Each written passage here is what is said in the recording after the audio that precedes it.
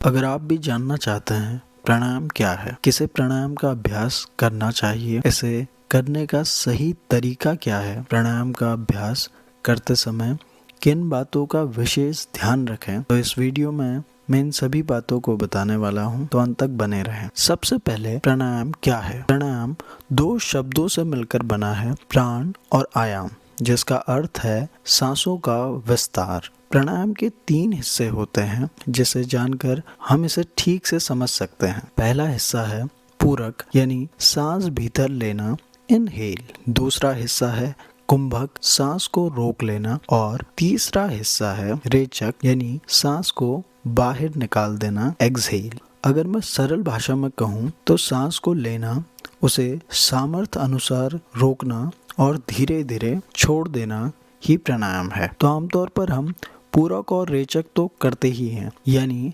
सांस लेना व छोड़ना तो हर समय चलता ही रहता है। तो अगर हम इस प्रक्रिया में कुंभक को जोड़ दें, इसे ही हम प्राणायाम अभ्यास की स्थिति कह सकते हैं। इसी कारण योग के कई ग्रंथों में प्राणायाम को कुंभक भी कहा गया है। अब बात आती है किसे प्राणायाम का अभ्यास करना चाहिए। इसे समझने के लिए हमें सबसे पहले ये जानना जरूरी है कि हमारी सांस और हमारे विचारों के बीच एक गहरा संबंध है।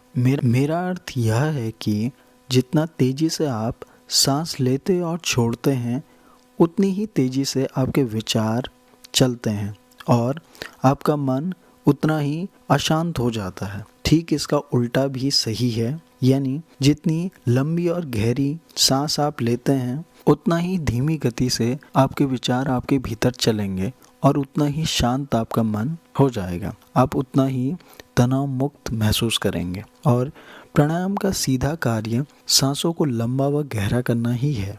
इसी कारण प्राणायाम करने के बाद मन शांत हो जाता है, तनाव मुक्त तरीके से कार्य कर पाता है। तो हर एक वो व्यक्ति जो तनाव से मुक्त हो जाना चाहता है, मन को शांत करना चाहता है, शरीर और मन के बीच एक तालमेल बिठाना चाहता है, वह प्राणायाम का अभ्यास कर सकता है। किसे प्राणायाम का अभ्यास सावधानी से करना चाहिए। सांस या दिल से जुड़ी किसी भी प्रकार की गंभीर बीमारी से ग्रस्त व्यक्ति को प्राणायाम का अभ्यास किसी योग्य योग प्रशिक्षक की देखरेख में ही करना चाहिए। अब बात आती है प्राणायाम करने का सही समय और सही तरीका क्या है। योग के ग्रंथों में प्राणायाम का अभ्यास आसनों के अभ्यास के बाद रखा गया है। तो आप कुछ आसनों के अभ्यास के बाद प्राणायाम का अभ्यास कर सकते हैं।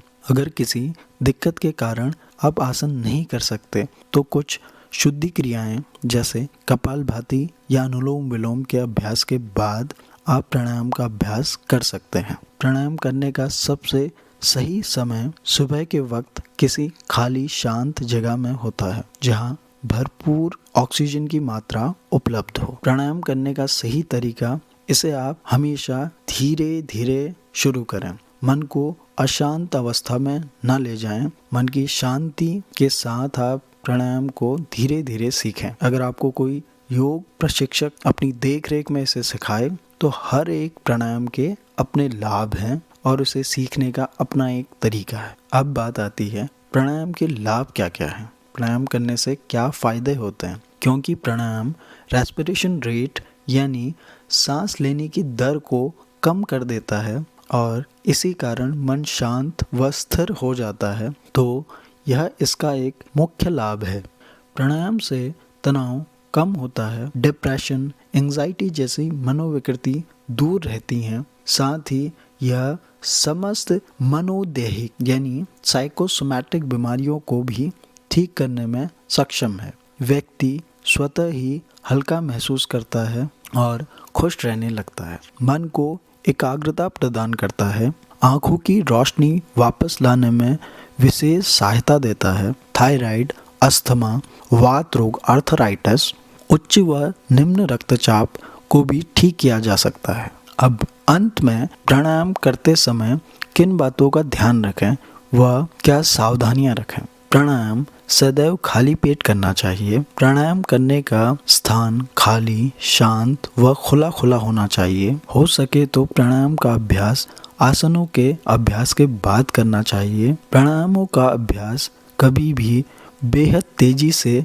या जोर लगाकर नहीं करना चाहिए। ऐसा करने से अधिक बेचैनी, सर दर्द या चक्कर आने जैसी परेशानियां आ सकती हैं। ऐसा होने पर तुरंत अभ्यास को रोक दें व आराम से सांस लेना शुरू करें। हो सके तो प्राणायाम का अभ्यास किसी योग्य योग प्रशिक्षक की देखरेख में ही शुरू करें। तो इस वीडियो के लिए इतना ही।